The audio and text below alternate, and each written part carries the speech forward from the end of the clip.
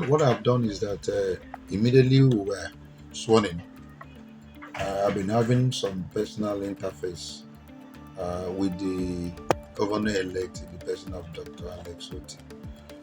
And one of the texts I sent to him, I said, look, Oga, you are not going to get involved into so many agenda or programs or policies, but you will be very selective and then choose those ones that will impact the lives of the people in Abia. Basically, Abia is clearly in negative image nationally in terms of misgovernance. We have not been fortunate with leadership over time, and that's why the kind of eruption of excitement when Dr. Alex Oti was declared the winner of the 2023 election. There was so much joy and happiness and dancing and singing in Abia because one over time we have not been fortunate with leadership.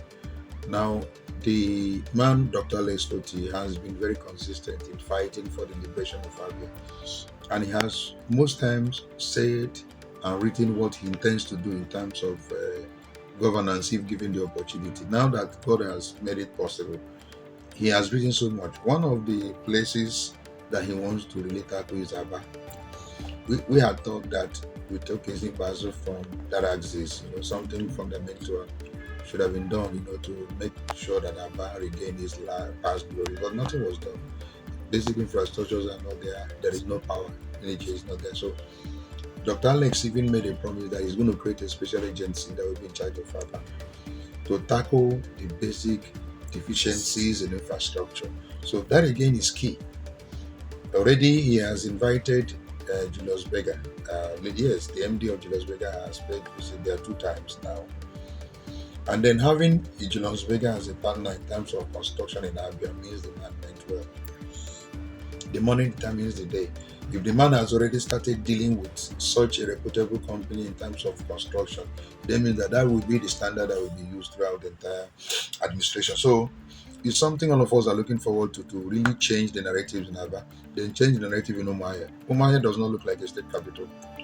It looks still, as a rural environment. So with Dr. Alex Oti, who has a clear vision and eyesight of what he intends to do in terms of infrastructural development, Umuahia is going to wear a new look. Now, issue of salaries and allowances in arrears and pension, he has made a promise that he's going to do something concerning that. So basically, having a workforce that is very happy, that is excited, with the leadership that is in power will also go a long way in actualizing all these economic policies. Because who executes it is actually the executive, the ministry. So if they are well paid, if they are taken care of in terms of salaries and allowances, they will be very careful in making sure that they do the right thing so that the governor there now will actualize his ambition. So that's key. Then security.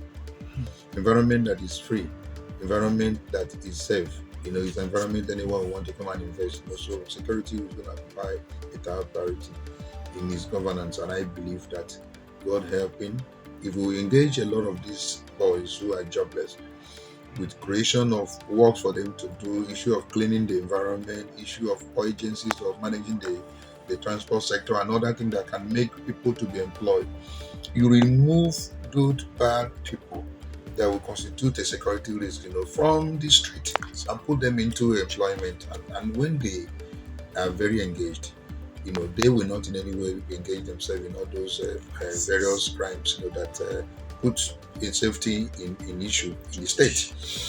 Then another area I would be expecting him is local government administration. We should be able to grant full autonomy to the local government so that they can begin to perform the constitutional role the Constitution has assigned to them. There are many things that the Constitution has assigned to local government which are not doing presently because of lack of funds. So if they have the funds that comes to them every month, to carry out these responsibilities, I have this absolute belief that then there will be development evenly at the state level. The local government is the starting point. If the local government chairman has money, does all he's supposed to do in terms of construction of road and all those basic responsibilities, then the state apparently will be developed. So he has to take care of local government administration. Create one if there is so much lumping together of some local government that are so big.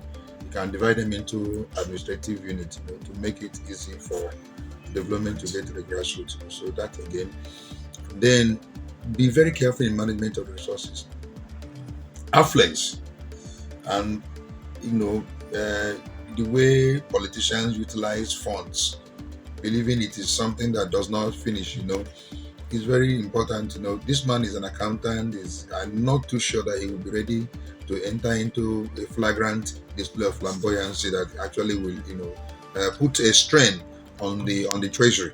So he's going to manage resources in a very transparent manner. And if people see that the governor is working and that there is honesty on his own part and that this man is competent and is ready to really show transparency, people will readily want to pay their taxes and perform some other obligations, financial obligations toward the state. So the state will have enough money to perform whatever he wants to do.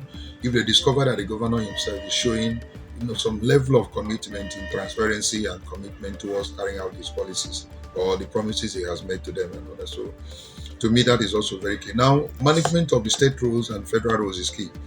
He must get FEMA, those that are in charge of federal roads, to repair and continuously maintain those roads. It's very important. So if the roads are maintained and then the governor himself takes time to award contract to legitimate and credible contractors that work on those roads that will last for many years and all that, you can imagine what will happen. The ripple effect, is that the economy itself, will not in any way suffer. There will be a lot of economic activities. Already people are calling me who are abroad, who are from Abia State, and say, look, with the emergence of this new government, we are ready to come down, to look for a place of investment in Abia.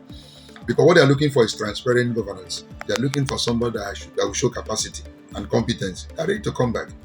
So he himself now showing capacity and also being transparent in governance will make sure that people are ready to pay their taxes. It has happened here in Lagos when Ambode was here.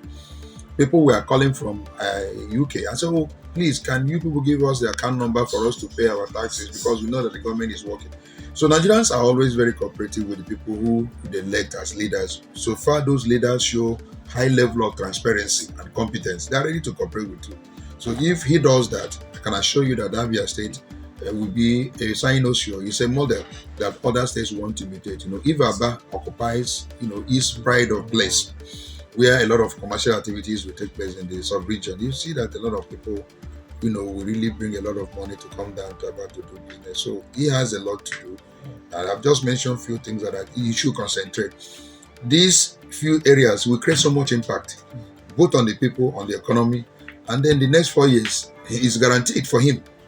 He doesn't need to come and do a lot of campaign if he can do those things that will affect life. Like as I said earlier, issue of allowances and salaries that are in arrears and pension, you should try as much as possible to play. And then from now onwards, begin to pay these things as and when due.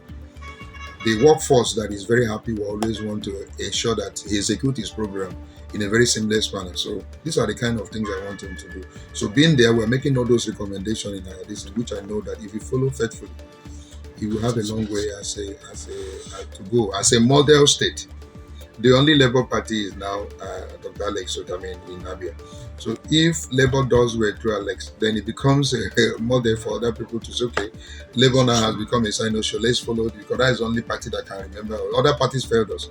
PDP has failed. The APC has not done too well. So if Labour now comes with Dr. Alex Otina showing model of governance, every person wants to be a member of Labour.